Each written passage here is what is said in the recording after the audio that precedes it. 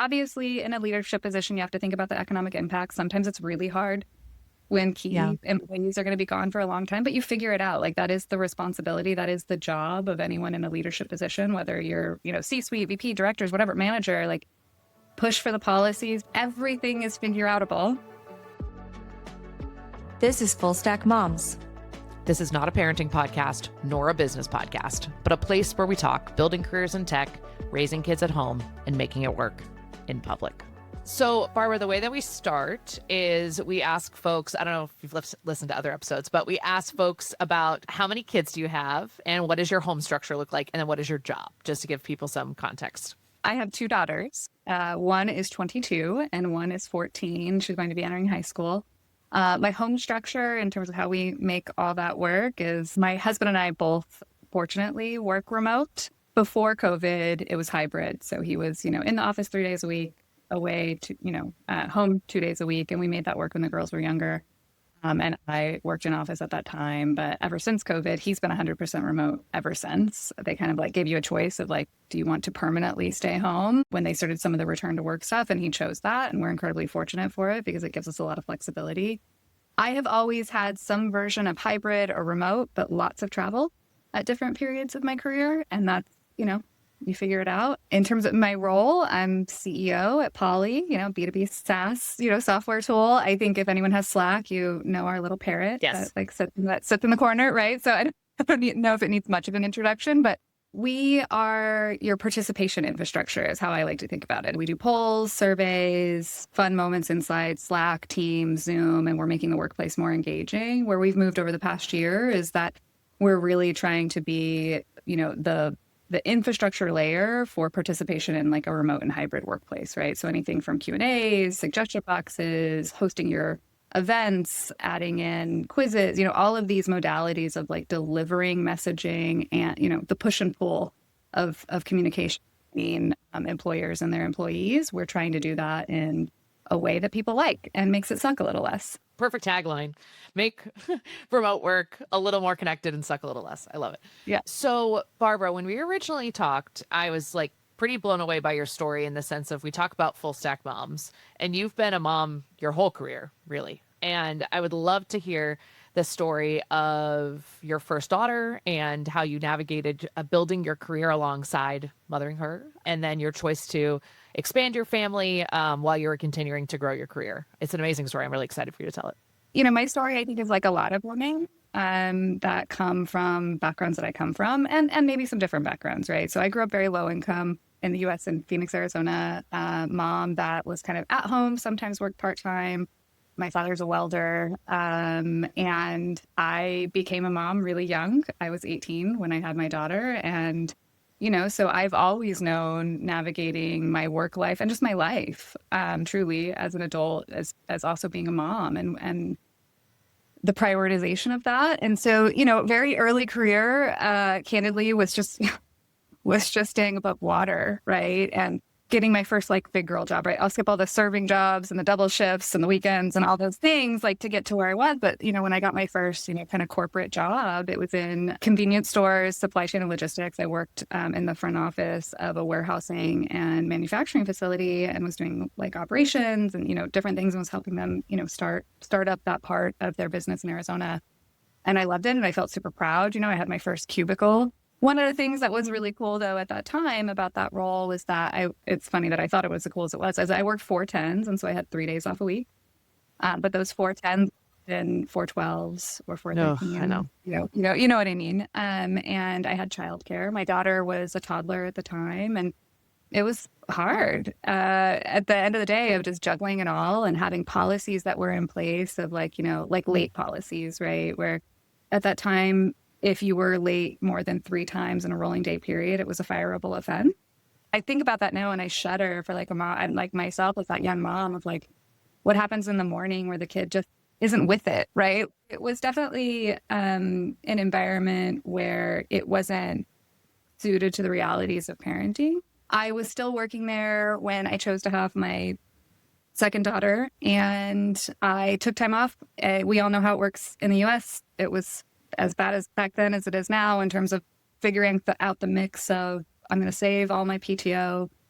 I'm going to use every drop of FMLA I can, all of these things to eke out, my 12 weeks off. I had done all the planning with them about the fact that I would be returning to work, when I'd be returning. And at that time, and this also ages me a little bit, is the laws had just changed that you had to have a space that was not a bathroom for pumping and breastfeeding. Like that was the year that it had changed. And I was pumped. I was like, okay, cool. I'm going to figure this out. I'm going to be able to make it work now. Right.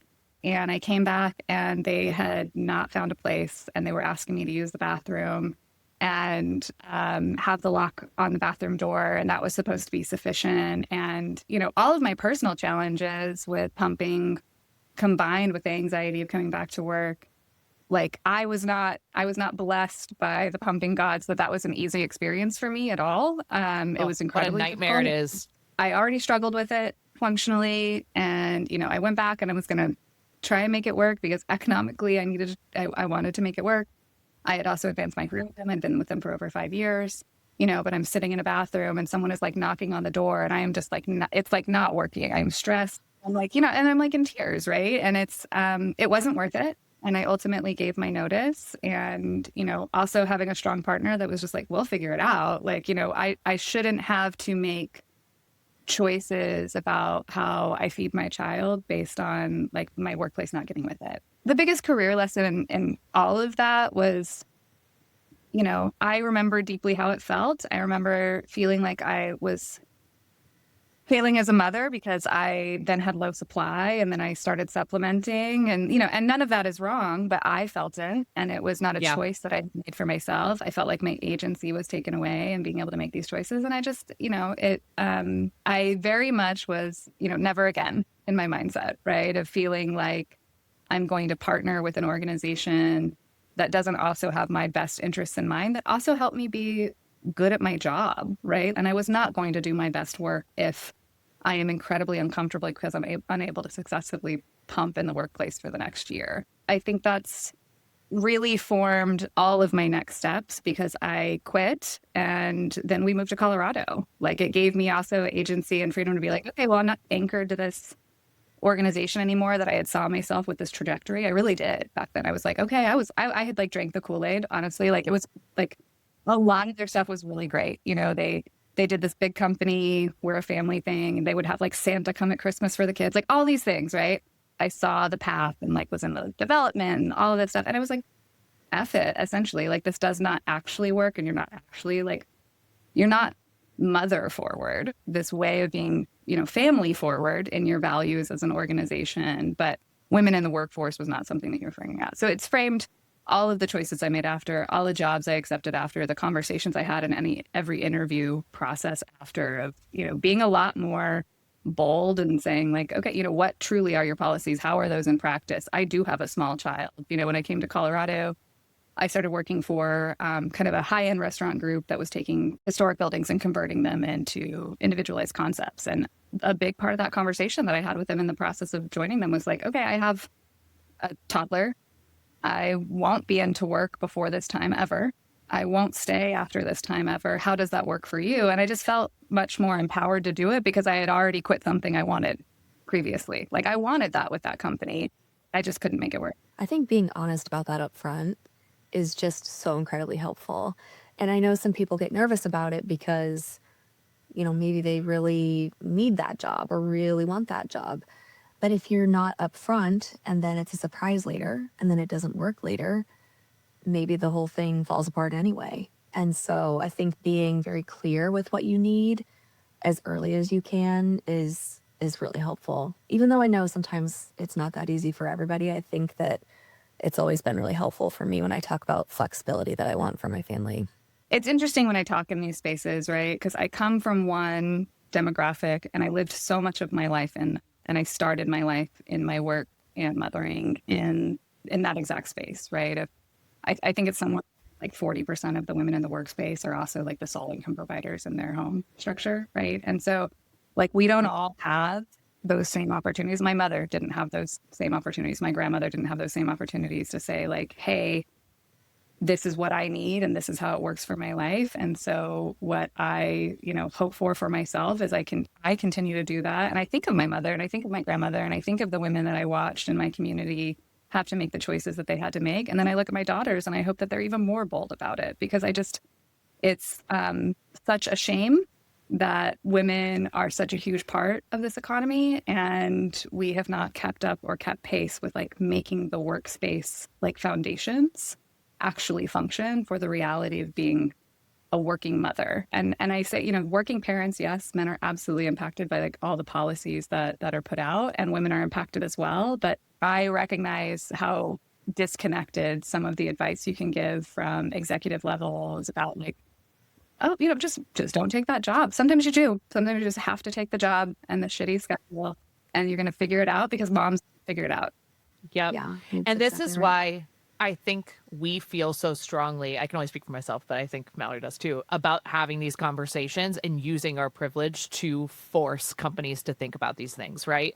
And I was saying the other day, so I work for myself and I work fully remotely, and I am around for my kids, and I make, more money than I ever did, right? Like that's the other thing that I think is really important for me to remember, that like it doesn't get better than what I have. It just doesn't. And I had this thought the other day when I was stressed. I was like, do I need another client? Like, how is my company going to grow? Like all this. I'm like, are you kidding me? Like this is truly so, because I've been very bullish about the choices I've made. It's important for me to continue to be loud about the fact that more people should have access to make these choices, right? Like I'm still providing a ton of economic value. You know what I mean? Like there's no question there.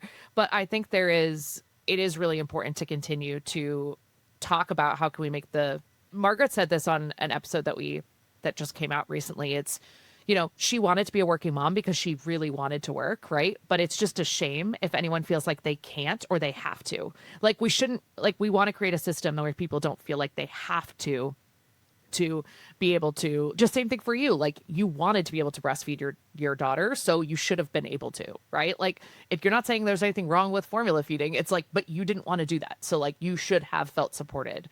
We all come from mothers, as a reminder. Like I saw this thing the other day that was like the only people in the workforce are mothers and children of mothers. Like that's how this works. No. Let's make it a little easier. Like if we can make it just a little bit easier. I personally like that. I didn't talk about it with my daughters, right? So now I have a 22-year-old daughter. She's not thinking about children anytime soon. Both of them are like, I don't know about kids. You raise young women with agency and choice. And, when you're young, they're like, whoa, that's a wild choice to have that level of responsibility, right? But even when I talk about, my choices around motherhood and my career and what I've wanted and how I built my life and all of these things, one of the things I share with my daughters a lot is that motherhood really is like, while it's this like deeply meaningful thing and you're going to do it for a number of reasons, right, that are very individualized, it is truly one of like just the biggest economic bets that you're going to take on like your life as a woman as to how that pans out, right? You are now even more likely to experience pay gaps, promotion gaps, like all of these things. And not to say that that's a reason not to have children, but I think we just need to be more eyes wide open about what that actually looks like and how it impacts us. And, when I think about it from now, I get the opportunity and have for a number of years to be setting policies inside organizations. Like we need to be setting policies that helps to reduce or eliminate those gaps. So it's not a part of the equation. Like I would be lying if I didn't say there was part of me that questioned having my second child at that particular time in my career, because I had been working so hard to have more opportunities. I knew I wanted this. I always knew I wanted this for myself. Like I was a very young girl, riding my bike to the libraries before the internet. I just always pictured like this life, and to minimize how young women can think about what their life might look like if they choose to be mothers is such a shame. But we also can't ignore the fact that it does in some ways because of the economic impacts of it. Like if I envision my life living big and traveling and doing all these things, well, how do you afford that, right? At the end of the day, like how do you economically make all of this happen for both your children and the way you want to raise them and also what you want for yourself? I mean, you went and got everything that you wanted. So I just think that that's so badass. I am curious, you mentioned that you're in a place now where you can set some policies to try to counteract these trends. What does that look like at Poly? What are you doing about that? We're still kind of startup mode and a smaller team, but even with that and the reality of the impacts if you have multiple people out on leave is challenging to navigate. We offer 16 weeks paid leave for both partners for them to use over the course of the first year. I don't think you can successfully have family leave without being very equitable for their partners, where they're, in both situations, Shannon right? says that all the time. Yeah. Preach. Yeah. I mean, I get to do what I do because I also have a really strong partner at home, and they have also deserved to experience fatherhood and, bond with their child, all of those warm and fuzzy things as well. But there is just the reality. Again, I go back to like the economic impact of it. If I were to have a child now, like how incredible would it be to take, a month off together or 6 weeks off together. And then my husband maybe goes back and then I, am home and then he trades off and my child's not in childcare for the first 8 to 9 months of their life. Like that would be beautiful. I didn't have that and I want everyone else to have that. And so when I think about, what's possible, that's how, the human lens, obviously in a leadership position, you have to think about the economic impact. Sometimes it's really hard when key employees are going to be gone for a long time, but you figure it out. Like that is the responsibility. That is the job of anyone in a leadership position, whether you're, C-suite, VP, directors, whatever, manager, like push for the policies. Everything is figure outable. And it's true. We also have generous policies around other things in life. Like we have a couple of team members that are going to Hajj this year, which is like a pilgrimage journey. Really all of these like once in a lifetime like moments in someone's life, like we're employing humans and, all of these moments are once in a lifetime and we should support people through them. The other piece is that we offer really great benefits and it's expensive and we pay 95% for employee and family. Wow. And I never have to change that because I think, Shannon, you mentioned it when we were first getting on here of like, you have a really great health benefit situation. We felt trapped as a family sometimes in the loop of which one of us gets to take big swings at any given time in our career because who has the best health insurance, right? And my partner has worked in a corporate entity that had really, really great healthcare. And I didn't have to worry about providing that for my family. And so I could take big swings. I could try the startup. I could go to the small business that I didn't know how it was going to pan out and not worry about how I was going to provide healthcare for my children. So those are two of, the top things for me that I think are no-brainers. And, once you budget in and it's budgeted in, right? I think there's this really unfortunate trend that you're starting to see pop up. And I hope it's not a trend. I actually need to not put that into the universe. Yeah, I always joke too, behind every successful entrepreneur is a spouse with excellent healthcare. That is my, I only felt like I could be brave enough to go out on my own because, my healthcare from the startup wasn't really living up to the union package. That's for sure. So what's happening in the world right now is specifically Deloitte has pulled back a lot of their parental leave policies, as well as Zoom earlier in the year.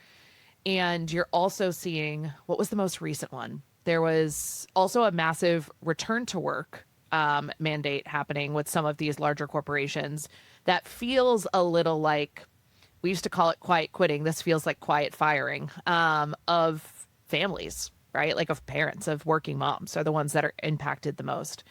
And it feels cowardly to me, especially from a company at the size of Deloitte, who the management consulting firms are struggling right now. I have lots of opinions about that I won't share here. But they're certainly not seeing the revenue that they historically had seen.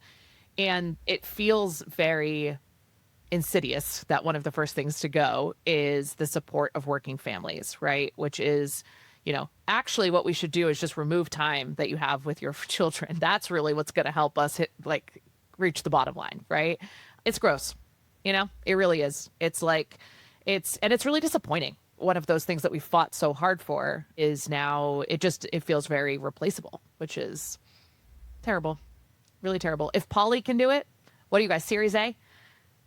Yeah. I think they can do it. I think the notion of disappointing is like what I resonate with most, right? Like I do feel that, and not just this area of existence right now as a woman and a mother in our climate. I don't know what their earnings postings were. I don't know what conversations they were have when it came out to these decisions. And I also recognize, like, at the end of the day, Deloitte, I think, had something like 24 weeks leave. Incredible, right? It was a reason to attract talent. And you attract smart, capable women that saw an opportunity to grow themselves and their families within your organization, which is a benefit to your organization. And I think it's just really short sighted to look at the short term economic gain of reducing leave or reducing some policy versus the long term impact of losing talent. If we don't even want to be warm and fuzzy about it, right? Like, what is that long term drag on your business to lose top talent? Because, women that have choice will make a different choice. And I hope that they see that, right? I hope that anyone who's making these decisions see that they're not going to be an employer of choice when it comes to women that are in these eras of their lives. Like, this is incredibly important when you also then couple it with what's just happening, especially in the US, right? Like, I talk very US centric because that's my lived experience of what's also happening with like the childcare cost crisis. So now you're having people come back to work sooner, where it's astronomically expensive to put children into care. And you're doing return to work mandates at the same time. So the level and extension of that care, like when I was putting my children into childcare and I was in the office, like that was not 9 to 5 for them. That was like 6:30 a.m. to 6 p.m. for them. I do think it's really just a way of forcing some people to opt out. Yep. And that's the unfortunate part because, kind of what you were saying, Barbara, the people who will choose to opt out are the top performers who are confident that they can go find something better. And so they might just be looking at the number of full-time employees and trying to really cut it back. But which employees are you losing? You're losing the ones that have the most choice available to them to, freely go find somewhere else to work. And it might not even be that they find a different employer with 24 weeks of leave. It's just that they're going to find an employer that's more supportive in whatever way they're capable of being supportive.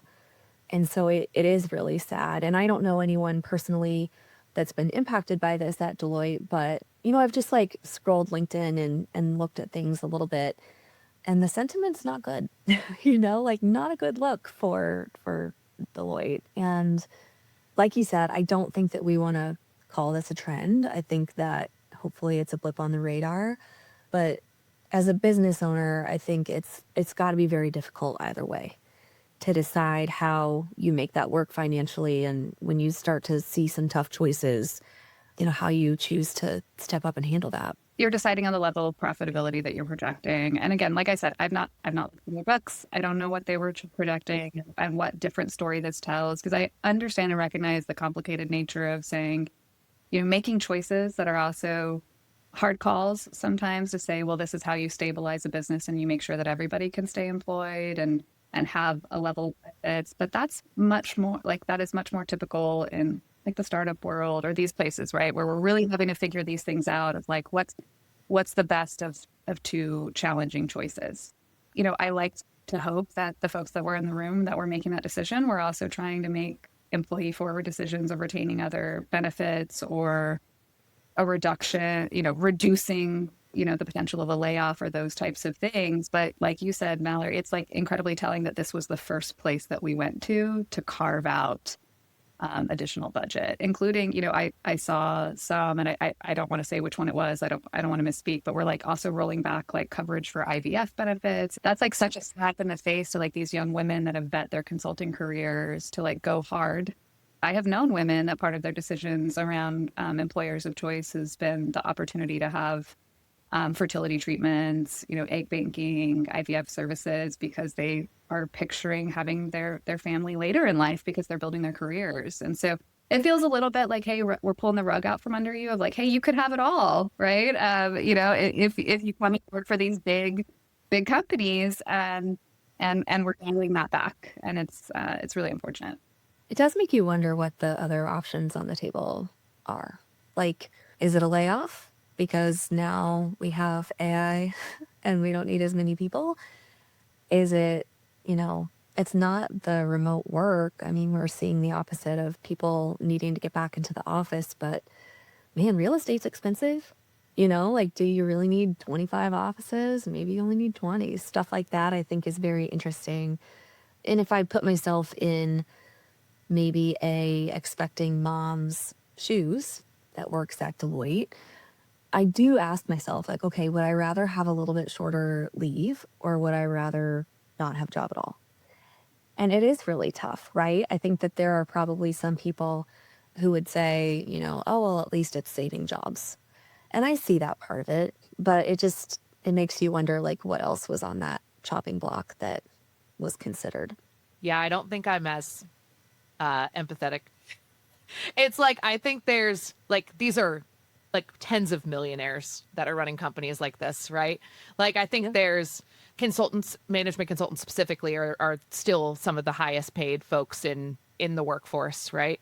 So I think that there's this discussion around, if we're building something bigger than companies, right? We're building like you have a lot of influence if you work at companies that are this big. Zoom too, right? Like huge companies that are setting the standard for what we expect of employers to be able to grow careers. Yeah, I don't think my empathy is as high. But I also sit in boardrooms every single week with startups that are making real trade-offs, right? Which is like, Barbara, it's exactly what you're saying. It's like the cost of healthcare for a startup, and we're putting all this pressure on these small businesses to make these decisions when the big ones have clearly aligned their values to certain things, right? And I think that's why, like, I'm willing to be really loud about it publicly, is like, get it together. Like, that is not, we're not doing this anymore. Like, we're just not, like, we're not. You were talking earlier, Barbara, about the ability for fathers to actually father, right? And I think there's, I'm in a, heteronormative relationship. My husband is very like involved in my kids' lives, and he always talks about how special it was that he got multiple months like exclusively with with our firstborn to raise him. And it's now, I think, has created such a wonderful dynamic in our relationship of my kids being like really, really connected to both of their parents, right? And I think that's really important, right? So I'm glad we talked about it on this episode, actually, Mallory, because then we can get Barbara's take, because I think this is something that's felt really important to talk about, is that all we do is talk to working parents, right? And moms that have big jobs. Like every woman that's been on this show has a big job that is like high pressure. There's a lot of economics tied to it, and we're trying to all make it work. Like, don't make it harder, world.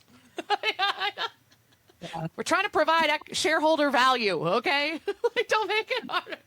Yeah, I mean, the whole bit, right? Of like, stop pulling up the ladder behind you, right? I feel like just a lot of that is happening, and not just when it comes to the benefits and policies around parenting and leave and all this stuff. I mean, just it just feels like a lot of that is happening broadly, right? Of my generation, like I'm technically a millennial. I have hope that we're not the ones that continue to pull those ladders up behind us, right? And that tide will change, because I think of it in that way. Like I've experienced, Shannon, you mentioned how beautiful it was to see that your partner could have that time to be a father and connect with your children, and the dynamic that builds in your family. I've experienced both sides of that coin, and I think about who I was back when we had our first daughter. So, my husband and I we were children in our tiny little apartment, and I went to the hospital and I had my daughter Isra. She's wonderful, and I came home, and then that next day he went to work. Like there wasn't a choice in any of that, and that's just where we were, because we were both. I was working restaurant jobs, and he was like his first like IT job. You know what I mean? And he's now an engineer and very successful in his own right. And he didn't get that. And I also didn't get that, because as soon as I was physically able, I was back to working in restaurants like 3 weeks after I had my child, to make things happen. And you do what you need to do. So, I recognize that in this corporate world, we're not living in any of those extremes, but there are many corporate entities that also are living in those extremes. Like when I talk about the logistics and supply chain facility that I worked in, like, yeah, I worked in the office, but we had how many hundreds of employees that were in the warehouse doing all of these things. And I saw women coming back to work, after 6 weeks working a very physical job, right? So we can do better, and it just depends on where we put our profits. But then on the other side of that, when we had Penelope, who's now 14, and we were in this other station in life, I took my 12 weeks off. He took his 12 weeks off. He got to see his child, he got to be a part of it. He got to experience helping our older daughter become a big sister, all of those things. And it's such a shame, people at the top of these organizations, and it is still very disparate. It's still, we haven't broke the 30% mark of women in CEO seats. And I keep feeling like that's the momentum that, will help change this. We see more of ourselves in leadership, but like there's so many fathers in leadership, right? Like I would hope that they also want that for the men coming up behind them. Maybe you didn't have that. Maybe that's the generation that you came from, that you were the provider. This was the main thing. You're going to take that minimal time off and you're going to go back to work and everyone's going to congratulate you and you're going to get a pay raise and a promotion. I like to think that you would want better and more for the men coming up behind you as well, the same way that I feel like most of us in these positions want better for the women coming up behind us. Yeah. I do think it comes down to that talent pool and the way that that plays out for the business. And I think you're a really good example of this, Barbara, because you chose to leave an employer that was not supporting you as a new mom, trying to feed your child in the way that you needed to. And you were a top performer, destined to literally become a CEO. And they could have had you as the CEO of that company if they had just gotten their shit together. But now they don't have Barbara. They've got, somebody else, and they're probably not as well off for it. I just think it's an excellent story about, inspiring people who hopefully will have some choice to make the choices that are going to help support the future that we want for our own kids and our own daughters and our own employees. And I just love the story of your, bravery to do that. And there's a lot of people just like you that are going to be the one that gets away, from employers that are not supporting them. Great talent comes from a lot of places. And that's one of the things, again, I go back to just like where I came from and the women I watched. My mom didn't have this big career, and not because she didn't want something like that for herself. Like genuinely, she did. And that's just not how it panned out. It wasn't the choices that she had, when your starting line is already back here and then you layer in what it was like, I was, she had my brother when she was young, she had me, all these things. And I watched how that impacted her as a woman. And now I can look back at it with a full lens. She's no longer with us. We lost her when she was like 46. So I think about that, I turned 40 this past year. And it's like, whoa, if I felt like I had, 6 more years on this clock and I hadn't had the opportunities to accomplish the things that I wanted to accomplish as an individual woman, not just as a mom, right? That's the big thing with how I am with my girls, is I want them to see me as this like whole flawed woman that's doing the best things that I can for them, but also for myself, because I come from like a generational legacy of women that just didn't have a lot of choice. For a number of factors, economics being a big one in that. I think societal norms at different times was a big thing in that. All the way back to my grandmothers. Like I'm named Barbara Athanasiou after both of my grandmothers. My grandmother on my father's side immigrated over from Greece by herself on a boat at like 14 years old and figured it out. Wow. And is a badass. And she's still with us. And she's what I think about all the time.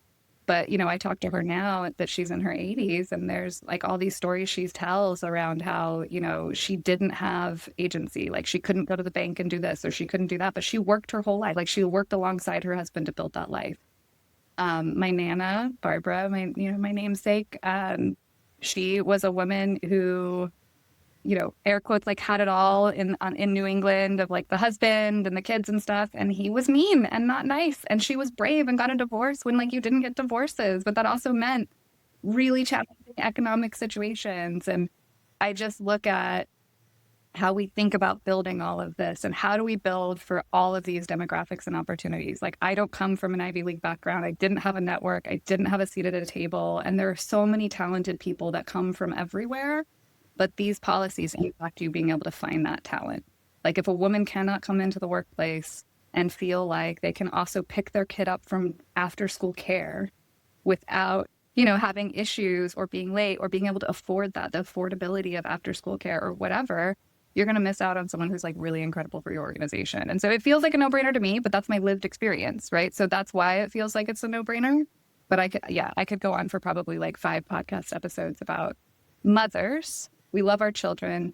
I think there is part of both societal norms as well as the deep love that we have for these little tiny humans that we've made, that we'll sacrifice a lot, including our careers, to make sure they have everything that they need. And I experienced that from the women who brought me up, right? I'm here because of sacrifices. We shouldn't have to make so many sacrificial choices to build a career. Well said. Love it. I know you're the best. So the last segment that we do is we call it our save of the week. So this is something, people, process, product that saved you as a working parent this week. So we like to share this with our audience. Mallory, do you have one? Do you want to go first? Well, today I joked earlier with Shannon, I'm sponsored by Dayquil. I know she looks real good for a sick person. I know. So maybe Dayquil is my save this week. Yeah, I traveled last week and the weather's been up and down. And anytime I get on an airplane and the weather is doing this, up and down, I think it's inevitable there's going to be some germs. So not feeling the best, but the Dayquil is working today. So I'll call that my save. I don't know if I have a save of the week. I can't think of anything in that vein. I have so my 14-year-old is going on the end of the year Costa Rica trip with her school, finishing 8th grade. And so they're going to go to Costa Rica, and we've traveled a ton. Like, that has been a priority over experiences, over presence has been our family values. But I'm having real big feelings about her going off without me, which I didn't expect to have. And it feels really strange and weird and all of those things. But teenagers do how teenagers are going to do. And we're currently locked into a battle around what footwear should go to Costa Rica. Because water shoes are incredibly embarrassing, apparently. Like, if you were to wear water shoes, you should probably just not finish the zip line in Costa Rica. Be social death. I think my save of this week is, even though I'm away from home, is that I am going to be able to continue the heated debate on shoes remotely, and I will be able to get those delivered in time. Likely, I'm just going to end up ordering some Tevas because she refused choice, and get those delivered to my house, and then we will no longer be in conflict over footwear for Costa Rica. Nice. Yeah, so you're in a modern new echelon. Conveniences is what it sounds like. Willa did come home from her second day of daycare with green snot. So I was like, well, that is a new record. But hey, it was really funny to hear my husband say, I'm going to go pick up the kids. I was like, we have kids, like we have 2 of them and they both go to school. And like, it's been, talk about a blessing, right? Like we have our daycare. We love our daycare. I talk about this on like every episode. We're finishing up our second week of both kids full time, and my daughter is doing great. They're affirming the fact that I think she's a nut. They're like, she was on the table. I turned around and she was on the, I'm like, yep, yep, she was. Yeah, that is true. But it's really been crazy to watch, like, my ability to focus on work for a few like actual focused hours in the middle of the day, and how different I feel. How like different I feel with the ability to exercise, like with the ability to do like just, I don't think I realized how much how much mental load I was really carrying. Like, I would talk about it a lot, but you don't know until it's gone, right? And I'm still feeling like I get really wonderful focused time with them now when they get home. Like, I can actually like spend time with them. So daycare, save of the week, now hopefully every week. So grateful. I'm so happy for you. Oh, so yeah, Mallory's she's been on the ride with me on this one. I picked the kids up from after school care a little early yesterday because even though they go to the after school care every single day, they beg me to come get them early. Like, can we please just come home early? I'm like, the whole point of you going to the after school care is because I have meetings until like 5:30, But yesterday I gave in and I went and got them, and they were playing at the neighbor's house. And it was actually an unfamiliar feeling of being, sitting here at my desk on a call, looking out the front window, trying to see where they were. I was like, man, I haven't had to like deal with this for quite a while. It really does free your mind. Very mind blowing. Yeah, for sure. Well, Barbara, thank you so much for coming on to talk with us today. I loved this episode so much. And if folks want to follow you or to follow Polly, where's the best place? I assume it's LinkedIn, but feel free if there's LinkedIn for me, Barbara Nicholas, Theo Polly, you'll find it. Search bar polly.ai if you need some help making like your workplace culture a little more fun, a little more engaging. I still take demos, so maybe we could hang out. Oh my God. That is Oh, amazing. I A woman love of the that. people. A woman of the people. I love it. Uh, Awesome. If you've used the code FullStackMom, Baro personally give you a demo. The full stack mom and the notes, the request, that'll come straight over to me. I love it. Wow. The Mallory, you're good. demo is going to be full of people asking for advice. What do I Like, so what shoes did you choose? Yeah. I mean, hey, new market, right? We're just there's a whole hotline for mom advice. do? I love it. That's awesome. Well, thank you so much. Wonderful to meet you. Wonderful to chat. And hopefully we'll talk again soon. Yeah, thank you both. I love what you're doing. I'm excited to hear more. Yeah, really great time. Thanks for listening to Full Stack Moms. We'll be back with more episodes that help you see you're not crazy and you're not alone. If we might be your people, please make sure to subscribe wherever you get your podcasts. Mal, I love this dress. You look fabulous. Thanks. Yeah. It's freezing here, so it's not the right thing to be wearing, but we're here. We're just here. I'm in sweatpants, so that's good. Different vibe.